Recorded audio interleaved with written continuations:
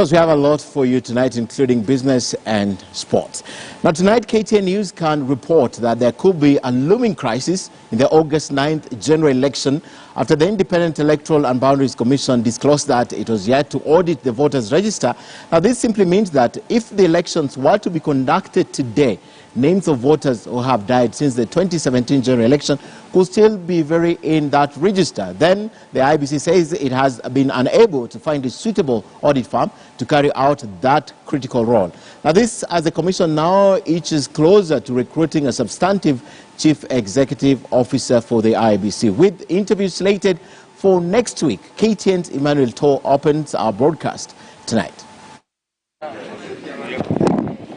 With the clock ticking towards the August 9th contest, it is now emerging that the referee, the Independent Electoral and Boundaries Commission, IEBC, is yet to put its house in order. Be the truth, the whole truth.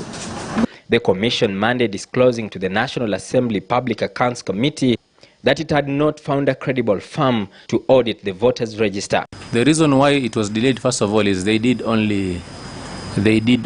partial work. And then after that they left. So we had to sit down and reconcile work that they had done and work that they had not done. This was actually resolved.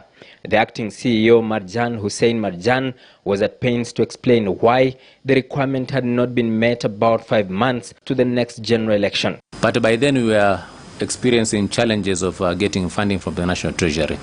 It has got nothing to do with that register of voter, Mr. Chairman, I want to assure you, because we have got a different company that is doing hardware maintenance and support, and these are the ones who are supporting us in terms of hardware. Their name is XRX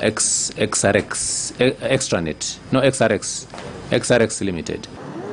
The delay could have damaging impact on the credibility of the general election, since voters who had died could still resurrect and vote, as had been the case in past general elections that ended acrimoniously. That the commission had outstanding pending bills amounting to Kenya shillings 3.124 billion as at the end of the financial year 2019-2020.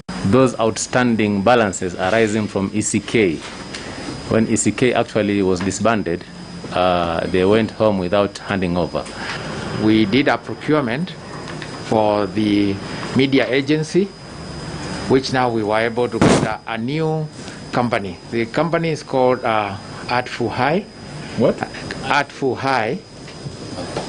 Yes, and they are running that. In fact, they are the ones who are running the same for the CVR.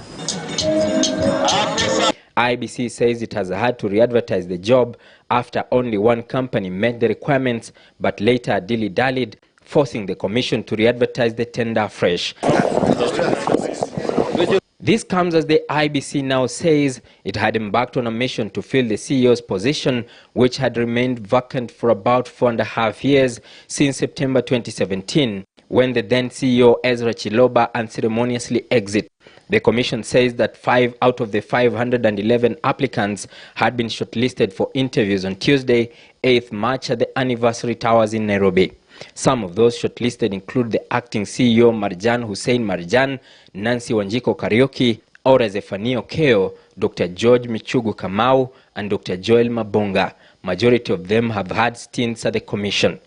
IEBC will also be looking for a substantive deputy CEO. 10 out of 860 who applied have been shortlisted and will be interviewed on Wednesday, March 9 and Thursday, March 10. The IEBC. Emmanuel Toh, KTN News, Nairobi. And we'll be telling you much more on that when we show you the headline for the Bold newspaper tomorrow, because they're talking about dead voters still in the voter register for 2017. Away from that, Deputy President William Ruto's name once again featured at the ICC